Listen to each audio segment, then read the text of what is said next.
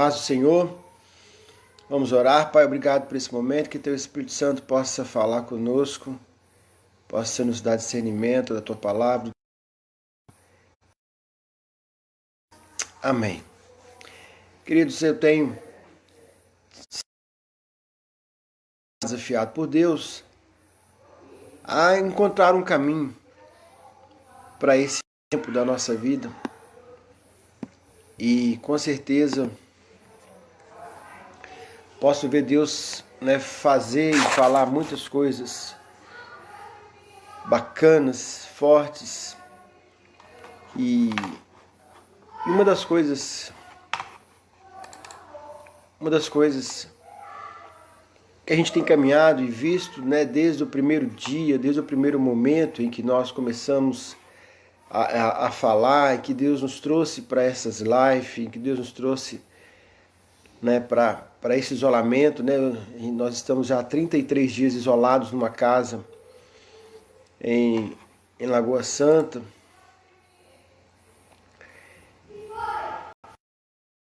Caminhou por várias situações bíblicas muito interessantes, daquilo e por várias linhas de pensamento, daquilo que esse coronavírus, que esse tempo pudesse nos proporcionar. E hoje,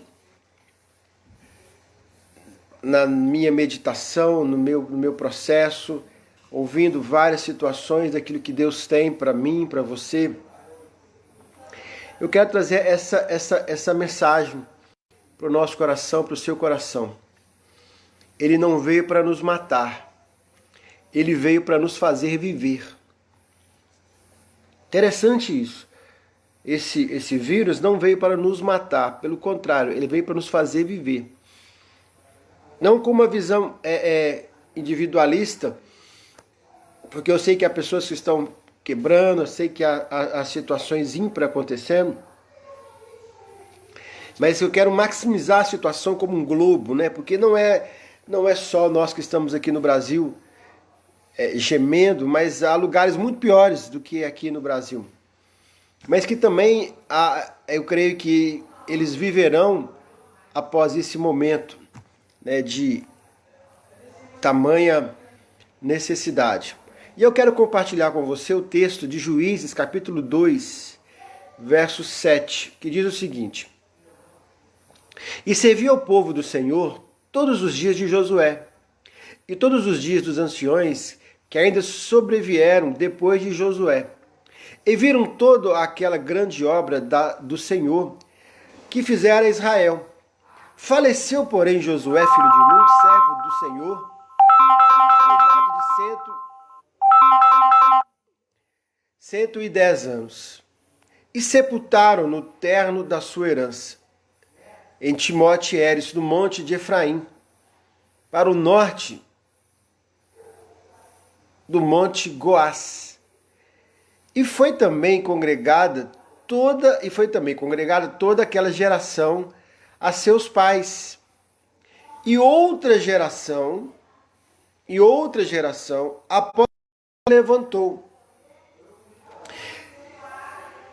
E olha que interessante, que não conhecia ao eterno Deus, que não conhecia ao Deus verdadeiro, nem tampouco a obra que ele fizera a Israel. Então fizeram os filhos de Israel o que era mal aos olhos do Senhor, e serviram aos Baalins.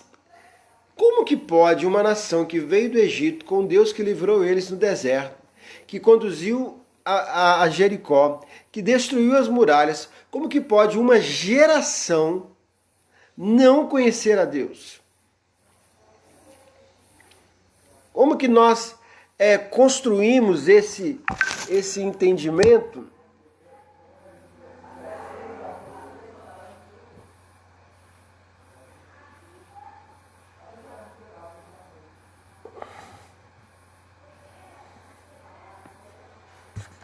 Como que nós construímos esse entendimento de que há uma possibilidade de uma nação poderosa como Israel, ela ela não fazer com que a geração conheça.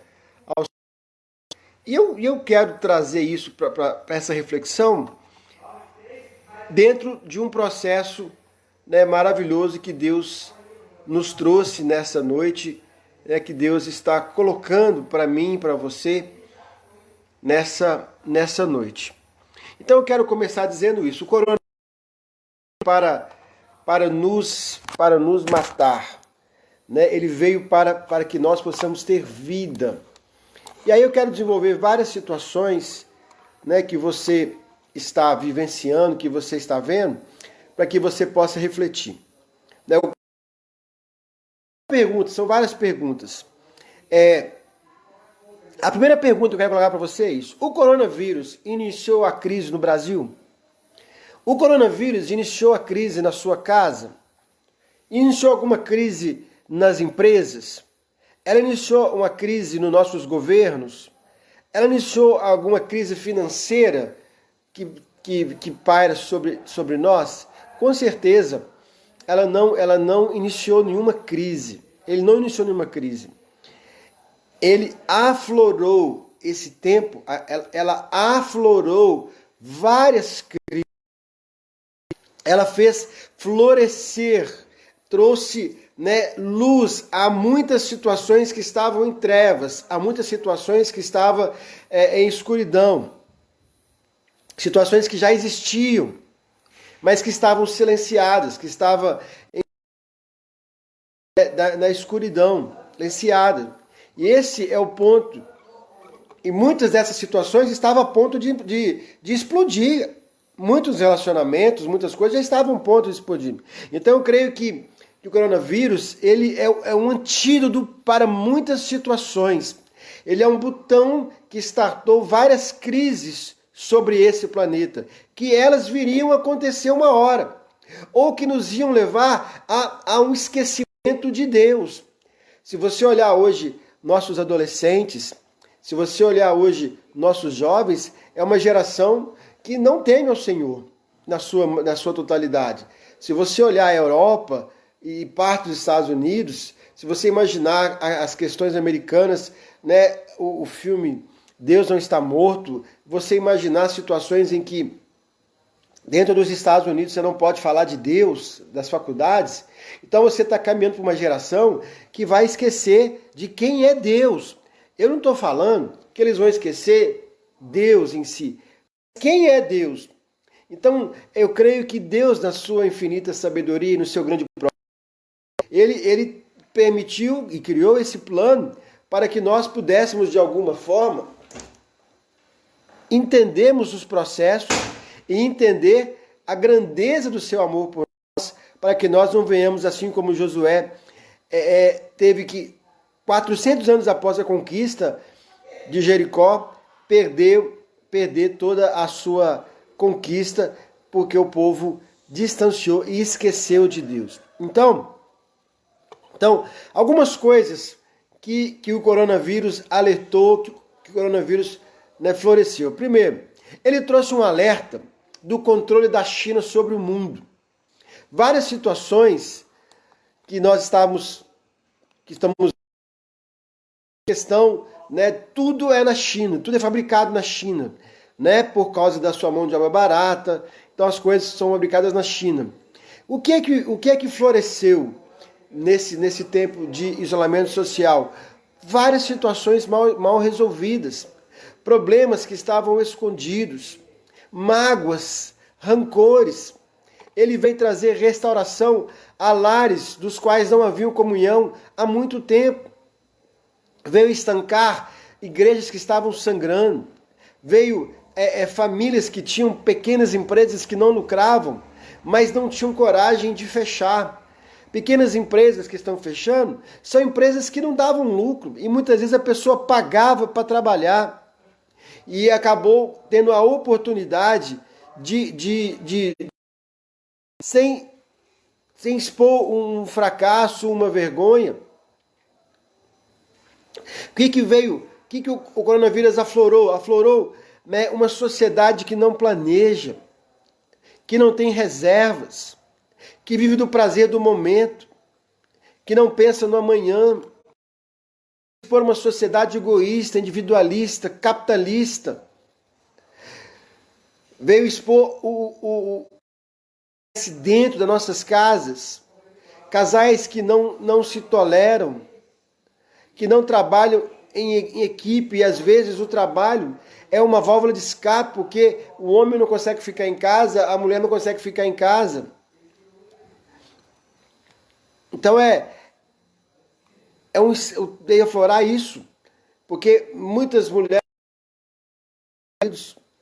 porque não ficar com eles em casa. O coronavírus veio florescer as nossas feridas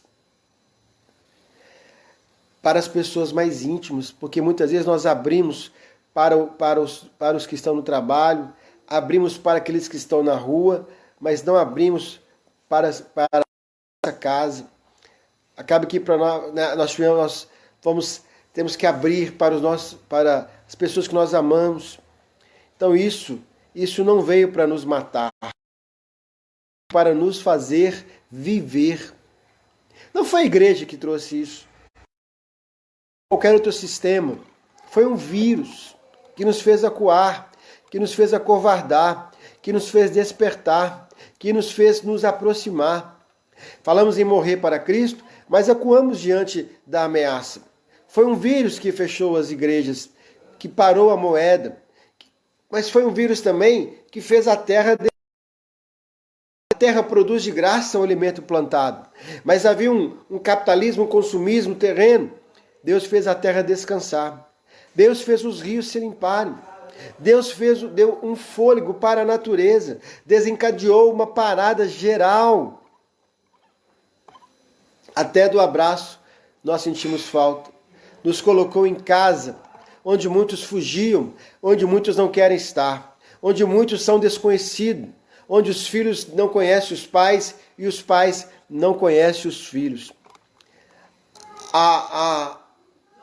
Aonde havia diferença, passou a existir unidade. Aonde havia religiosidade, vem a busca por Deus.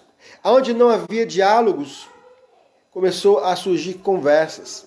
Aonde havia desconhecidos, começou a pessoas realmente a se conhecerem. Aonde havia segredos, começou a surgir transparência. Aonde muitos estavam sobrevivendo, sobrecarregados, passou a existir vida. Aonde não se dava nem para respirar, as pessoas passaram a respirar. Aonde para muitos, o Covid-19 trouxe uma pausa, houve um encorajamento para fazer o que o orgulho não deixava. E aonde o orgulho e a vaidade imperava, o corona derrubou, o corona igualou. Enfim, passado aí pouco mais de 30 dias social aqui em Belo Horizonte, muitas casas respiram aliviadas. Muitas casas respiram um ar de tranquilidade, ainda que as questões financeiras urgem. Mas dinheiro não é tudo. Pais estão em família, não porque tudo vai bem, mas porque muitas máscaras caíram, porque muitos pecados, muitos adultérios caíram, as diferenças caíram, as rixas caíram, a violência caiu, a poluição diminuiu, a exploração diminuiu, as traições conjugais diminuíram, a exploração diminuiu. Surgiu um arrependimento, nasce um arrependimento no coração da nação, não só nos cristãos, mas também muitos passaram a perdoar. Claro que nem tudo é... Há oportunistas de plantão, lutando pelo poder, também os que adoecem vivem, e os que adoecem morrem, lamentavelmente. Não é responsável, porque na verdade nossa atitude diante do eterno, diante do planeta, provocou pandemia. A nossa falta de cuidar do planeta, o nosso consumismo exacerbado, trouxe essa maldade. A maldade do homem diminuiu. Os lares passaram a se encontrar filhos e pais brincando no quintal, marido e mulher se redescobrindo, enfim. Deus está trabalhando. Deus ainda trabalha. Mais coisas virão dessa crise. Mas certamente maiores. E o que será quando passar por essa crise? Certamente declararemos que ela não veio para nos matar, mas veio para nos renovar, para nos fortalecer, conscientes de uma vida melhor. Mas ela veio também trazer uma luz de uma fé que estava alicerçada em uma bengala, em um amuleto. Muitas vezes nós fazemos a nossa fé da nossa igreja uma muleta. Não estão preocupadas com isso, porque elas medem o seu sucesso pelos seus recursos financeiros. E o que elas sentem mais agora não é somente a falta dos membros, mas é a falta dos recursos financeiros. Aonde, ao invés de enfrentar nossos problemas emocionais e pessoais, nós levamos eles para Deus. Conforme a canção dizia, vou levar meus problemas para Deus. Aonde é necessário agir, aonde é necessário confessar, aonde é necessário perdoar, aonde é necessário assumir a sua culpa, nós levamos para Deus. Nós ouvimos de muitas pessoas para confiar em Deus. Agora, em casa, nós mal conseguimos orar. Muitos mal conseguem ler a Bíblia. Muitos mal conseguem fazer ou ver uma live, não tem um tempo para poder assistir uma pregação. Não consegue ficar diante de uma palavra. Por quê? Porque não tem a muleta. Não tem a igreja onde chega, tem um culto todo prontinho, tem um louvor todo prontinho, tem uma palavra todo prontinha, onde você é conduzido para uma... Então, você tem uma muleta que faz você caminhar na sua fé. E agora, você está aí sem essa muleta, e você tem que caminhar sozinho, e você tem que saber orar, e você tem que orar mais de 1 minuto, e você tem que ler mais de um capítulo, e você tem que meditar, e você tem que buscar fé. Aonde você vai tirar fé? Na vida espiritual, não há disciplina, não há vida com Deus, não há busca por salvação. Agora, por outro lado, muitos iriam para o inferno. Muitos, o coronavírus salvou. Muitas pessoas vão dizer, o coronavírus me salvou, porque eu estava desviado, eu estava em pecado, eu estava em adultério, eu estava pedindo pornografia, eu estava viciado na minha mediocridade, vivendo uma vida de procrastinação. Muitos viviam procrastinando mudanças. Mas agora, em seus lares, eles estão obrigados a mudarem. Muitos temer uma volta do Senhor Jesus e ir para o inferno. Sabe, queridos, há um Deus eterno, não sabe o seu nome. Muitos chamam Deus de Senhor, Senhor, não conhecem o nome do Senhor. Estão envolvidos em doutrinas de Jezabel, doutrinas trazidas pelo catolicismo, resgatado por Lutero, embutidos por Satanás. Muitos é uma relatividade em busca de Deus, amados. Deus nos ama e nos dá uma oportunidade de fazermos de novo, de revermos a nossa teologia, não a nossa doutrina.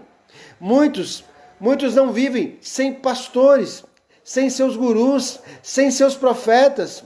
Não conheceram de fato o bom pastor que é Jesus Cristo. A relatividade invadiu a igreja, o meio gospel, em que nós expressamos que Deus conhece. Agora, eles estão procurando Deus, mas não estão encontrando porque não sabem onde achar. Porque há um lugar vazio dentro deles. Mas há lares que, ao contrário, estão sendo restaurados. Que maravilha! Há lares que estão sendo curados. E como será o pós-corona? Viveremos mudanças ou voltaremos ao normal? Percebemos uma emergente mudança da nossa espiritualidade, em que há uma necessidade de um povo relacionar com Deus, de mudança na nossa condição de liderar e de nos apoiarmos. O indivíduo, ele cada vez mais, nos dias de hoje, responsabiliza o seu desenvolvimento espiritual culpando a igreja. Fatores externos, uma espécie de muleta para apoiar a sua fé, a sua posição perante Deus. Quantos de nós já não escutamos isso? Eu estou desanimado com a minha igreja está uma apatia espiritual, eu vou mudar de igreja, ultimamente eu estou meio assim, sem vontade de ir na igreja, orar, ler a Bíblia, né? Mas a igreja também não está ajudando, eu estou pensando em mudar. Quanto nós não escutamos isso? As pessoas que apoiaram-se nas igrejas para medir a sua vida espiritual, e agora que estão em casa, eles vão culpar quem? Cristo. Ele foi até um doente. E naquele lugar era um coxo paralítico, que há 38 anos, e ele chegou até aquele coxo e fez uma pergunta: queres ficar são? E o homem respondeu: Senhor, não tem ninguém que me coloque no tanque quando a água se agita. O problema desse paralítico não era porque não havia ninguém para levá-lo ao tanque. E quando ele ia sozinho, alguém tomava a frente dele. Entretanto, Jesus não perguntou, não ordenou entrar no tanque, mas pelo contrário, manda que levante e ande, sem tanque, sem água, sem nada mais. Que não seja pelo tanque, mas que seja por Cristo. Dessa forma, o Salvador aponta a verdadeira fonte de cura, Jesus Cristo. A fé no Filho de Deus nos leva a uma mudança na nossa crer, e não numa tradição vazia e uma falsa doutrina. O enfermo não precisou da agitação da água, mas somente crer na palavra de Jesus Cristo. A cura para o vazio da alma não se encontra na programação de eventos das igrejas. A nossa religião não deve ser fundamentada em experiências sensoriais, sociais, sentimentais, emocionais, provindo de uma espiritualidade coletiva. Devemos, por nós mesmos, colocar a prova e ver que Ele é bom. Salmo 34, verso 8. E vemos que Ele é bom. Deus pode reclamar suas promessas, porque Ele também é poderoso para cumpri-la em nossa vida. Romanos 4, 21. Mesmo que não haja agitações nas águas, mesmo que o sentimento é de frieza, de apatia, se abatirem contra você, ouse buscar. Contra a maré do desânimo, como fez aquele homem que esteve totalmente sem esperança durante 38 anos. Busque sua experiência pessoal com o Senhor. Aí mesmo na sua casa, você tem que vencer essa apatia, vencer essa muleta, essa situação. Aprender a caminhar com as suas próprias pernas. Busque conhecer por si mesmo, e não pela boca de pregadores, ao som da música que leva à emoção. Mesmo que falte a empolgação, mesmo que falte a vontade, fale como Pedro na experiência da pesca maravilhosa e prove a fidelidade do Senhor. Mestre, trabalhamos toda a noite e nada apanhamos, mas sob a tua palavra lançai a rede. Lucas 5, 5. Deus nos salvou, pois estávamos à porta de ver nascer uma geração que iria esquecê-lo. Queria esquecer o nome do Senhor. Uma geração, nossos filhos, nossos adolescentes, a grande geração. Muitas igrejas nem têm mais culto sábado. Muitas igrejas já não fazem cultos no sábado. A tendência era que os nossos jovens, que os filhos dos nossos jovens, iam esquecer de Mas eu creio que o corona nos salvou. Eu creio que o corona nos faz voltar a viver. Nos faz a colocar de pé novamente, ou melhor, de joelhos. Como tenho dito em Efésios capítulo 3, verso 14, quando o apóstolo Paulo viu a dificuldade da igreja de Éfeso, ele se colocou de joelhos. Ele se colocou de joelhos por uma causa. Qual era a causa? Primeiro, pelo Evangelho. Segundo, pelos irmãos da fé. E terceiro, por aqueles que foram comissionados, ordenados ao ministério. Então, queridos, esse momento em que nós vivemos, em que muitas coisas estão se aflorando, em que alguns lares estão se redescobrindo, outros estão implodindo, muitos estão encontrando uma oportunidade, outros estão fugindo. Mas uma coisa é certa, muitos estão voltando para Deus. Eu creio, Deus não precisa de quantidade, Deus não precisa de muitas pessoas. Deus usa pequenas pessoas, dotadas de vontade, de sinceridade, cheias do Espírito Santo, para começar uma grande obra. Deus precisa de pessoas que se unam para a santificação, para que amanhã Ele possa fazer um grande milagre em nosso meio. Deus precisa não de muita gente, mas pelo contrário, os grandes movimentos começaram com poucas pessoas. Que nesse tempo Deus possa levantar,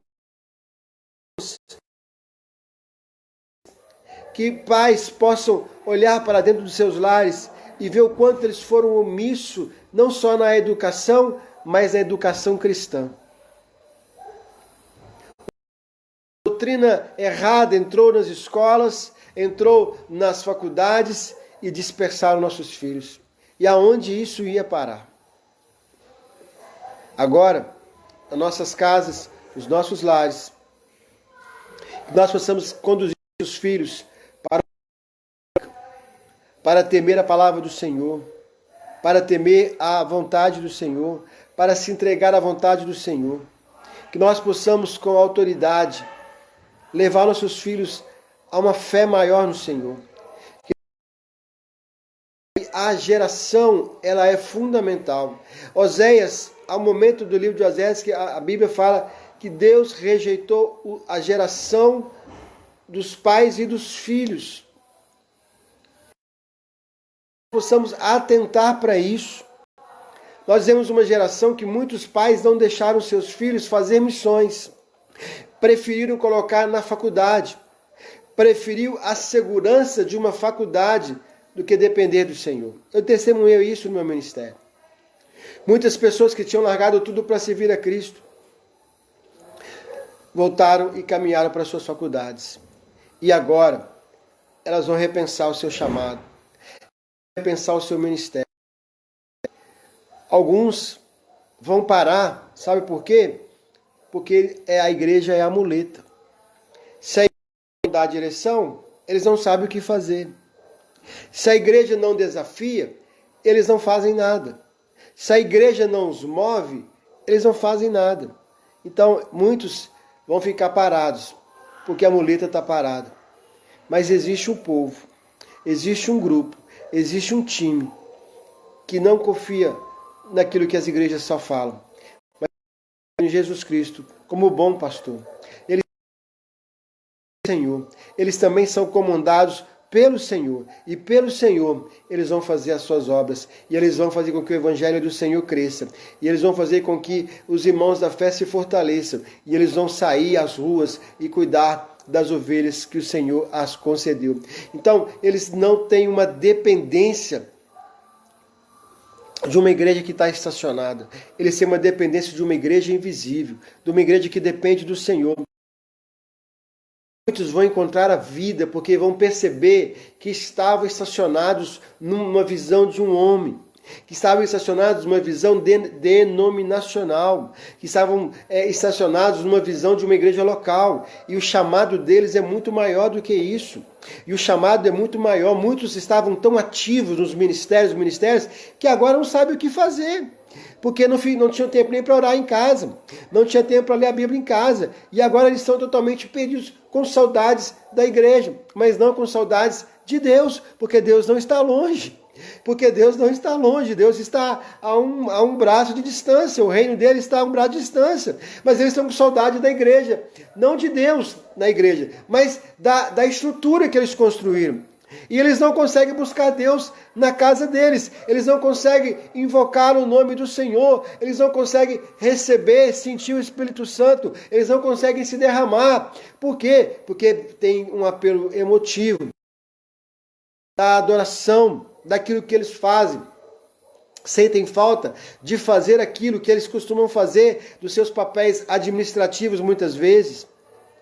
Então, queridos, é um tempo que nós vamos colocar a nossa amuleta de lado, o amuleto ou a muleta de lado. É tempo de realmente nós olharmos para um chamado vertical. Esse tempo horizontal que a cruz, olharmos para o lado, parece que está meio estacionado.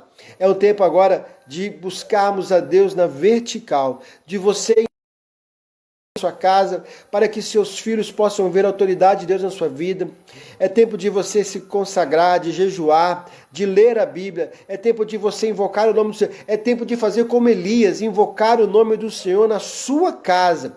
E o fogo descer na sua casa.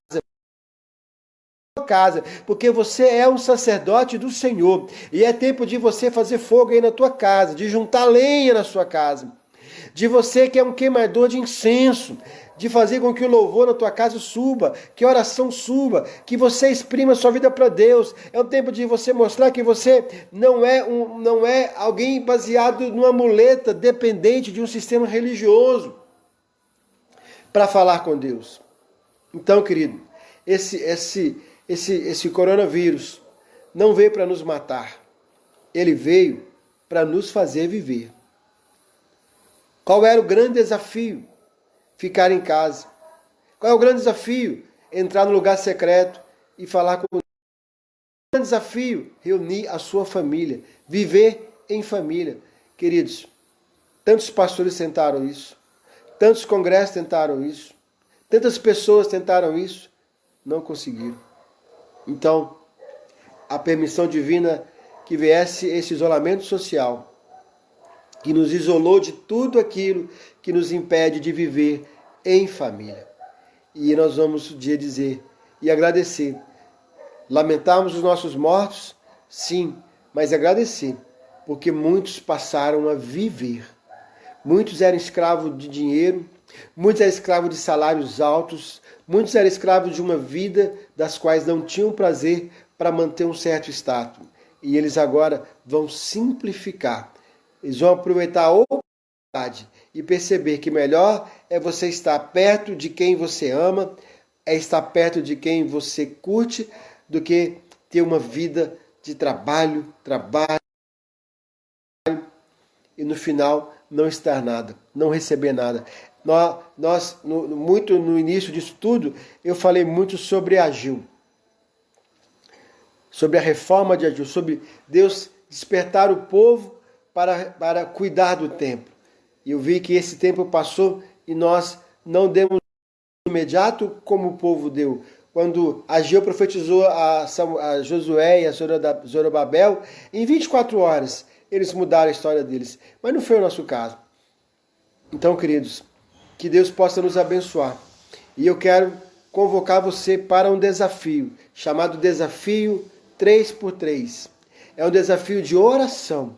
É um desafio para ajudar a elevar a tua vida de oração. Para que você possa se aproximar do Senhor. Como é que funciona isso? A igreja primitiva, a igreja de Cristo, o próprio Cristo, os próprios discípulos, eles oravam em lugares, em horários fixos. Havia uma disciplina de oração.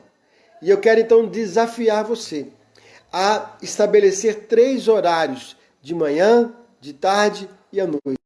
Você vai estabelecer 3 horários de oração para você clamar a Deus. Efésios 3,14. O apóstolo Paulo se põe de joelhos. Jesus Cristo, Lucas 22, se colocou de joelhos. Apocalipse também, João 15, se eu não me engano, ele se colocou de joelhos. Então eu quero convocar você para em 3 momentos do seu dia. 15 minutos, 20 minutos, meia hora, 1 hora. O apóstolo Paulo fala, por essa causa eu me coloco de joelho. Qual era a causa? Para o crescimento do Evangelho, para os nossos irmãos da fé, para que haja compromisso, haja perdão, haja um despertar, para ordenados, líderes, pastores, que cuidem das suas ovelhas, que perseverem firme, que possam realmente enfrentar esse momento. Oramos para que esse vírus não viesse. Cristo orou para que o cálice da cruz não viesse. A cruz veio e o coronavírus veio. Que nós possamos o peito e enfrentar de cabeça erguida, acreditando que Deus nos guarda e que Deus tem um propósito para a nossa vida. Tirarmos as nossas muletas que nos impedem de viver uma espiritualidade relativa e temos autoridade para invocar o nome do Senhor. E assim sermos uma igreja que opera e manifesta os sinais. Uma igreja como aquela coordenada pelo Espírito de Deus, vivificada, uma igreja em que podemos ver pessoas sendo curadas, restauradas, aonde possa haver harmonia, comunhão, que venha surgir uma nova igreja. E é isso que eu creio. E é isso que nós estamos orando e estamos estudando, para que haja uma nova igreja, uma teologia simples, uma igreja simples, focada em salvação, focada em discipulado, focada em transformação de vida. Nós precisamos voltar àquele tempo, aquele testemunho em que as pessoas eram transformadas. Hoje o nosso testemunho é que nós enriquecemos. A conduta errada continua, muitos prosperavam. Nós precisamos resgatar aquele tempo de transformação do Evangelho, em que as pessoas eram transformadas, e isso quer de nós, transformação de caráter, transformação, que nós possamos viver esse tempo de transformação, de mudança, e para que isso aconteça, a igreja precisa buscar, orar, resgatar, se humilhar, se arrepender, para que o Espírito Santo de Deus possa superabundar. Quando Paulo ora lá em Efésios, ele ora ao Pai, mediante ao Espírito de Deus, para que Cristo venha abundar, superabundar em nós. E é isso que nós precisamos, que Cristo abundar em nós, para que possamos exalar o bom perfume de Cristo, para que possamos entender que não precisam mais de águas balançar, não precisa mais, de manifestações, de campanhas, de nada. Cristo veio e Ele é suficiente para curar, para restaurar, para salvar, para mudar a tua vida. Basta uma palavra dele, que nós possamos invocar o nome do Deus eterno por meio do nosso Senhor Jesus Cristo e recebemos conforme o nosso pedido. Essa é a promessa dele. Nós possamos ser uma igreja relevante, que possamos realmente buscar o poder do Senhor que se manifesta. O poder. A palavra de Deus fala que não é no muito falar, mas é no poder, que salva, que cura, liberta e purifica. Então, que Deus abençoe, que você viva esse tempo de perdão, que você viva esse tempo de aproximação, que você viva esse tempo de coronavírus e que você comece a se perguntar como você vai viver, como Deus vai transformar a sua vida através do coronavírus. Que Deus abençoe a sua vida, que o Espírito Santo seja contigo, que você possa aceitar o meu desafio de orar 3 vezes por dia, por 3 causas, que você comece hoje mesmo a clamar, a marcar no seu celular, colocar ele para apitar e você começar a orar 3 vezes por dia, estipular um horário de manhã, à tarde e à noite, dobrar os seus joelhos e clamar pelo Evangelho, pelos irmãos da fé, pelos pastores, pelos ordenados, pelas lideranças, por aqueles que cuidam de ovelhas, para que eles possam focar no seu chamado. Afinal de contas, nós somos chamados para cuidar das ovelhas perdidas de Israel, a qual nós prestaremos conta diante do Senhor. Então, que possamos chegar diante dele e não dizer, eu não tive condições, a igreja, o pastor, não. Nós necessário para cumprir com o nosso chamado. Esse é o meu chamado. Esse é o meu ministério. Essa é a palavra profética para alertar corações, para alcançar corações, para transformar. Esse foi o legado que nós deixamos de fazer discípulos transformados no nome do Senhor Jesus Cristo. Que assim possamos caminharmos juntos debaixo da autoridade do nome de Jesus Cristo. Que Deus abençoe a sua vida. Que o Espírito Santo te fortaleça. Nós já estamos caminhando já com um grupo de discipulado diariamente que está caminhando online. Se você quiser fazer parte desse discipulado, nos chame no WhatsApp ou no Message, para você participar, para você as lições e juntos caminharmos no estudo bíblico que vai nos aproximar de Cristo e aproximar um ao outro dos irmãos. Que Deus abençoe a sua vida, que Deus leve você a refletir as questões da sua casa, as questões da sua vida financeira, as questões do seu casamento, as questões sociais, as questões do orgulho, da soberba. Que Deus leve você a uma reflexão completa para que você possa aproveitar essa oportunidade e ser uma pessoa completa, transformada em nome de Jesus. Amém? Deus abençoe. Amanhã nós estaremos mais cedo, às 20 horas, com um culto totalmente especial. E eu conto com você para estar orando por esse desafio, pela a comunidade batista Aviva, para que possamos realmente ser uma igreja de crise, que possamos florescer com grande poder e transformação do Espírito Santo de Deus. Deus abençoe. Obrigado, você que está aí, Bernadette, Michele, minha prima Ariadne, que Deus abençoe, que o Senhor faça sobressair sobre você a tua graça, o teu poder, a Sil, o Luciano, pastor Luciano, pastor Paulo Ribeiro, Jane, Fabinho. Que Deus abençoe vocês e que vocês possam rever esse vídeo, compartilhar esse vídeo sobre as situações que nós temos que enfrentar na nossa vida, que nós realmente usamos de muleta, como foi colocado lá atrás, que o ópio era a religião do povo, coisas que a religião massageia o nosso ego e nós escondemos atrás da religiosidade. Deus está confrontando esse sistema. Confronte você também, para que você saia firme e restaurado em nome do Senhor Jesus. Deus abençoe sua vida. Amém?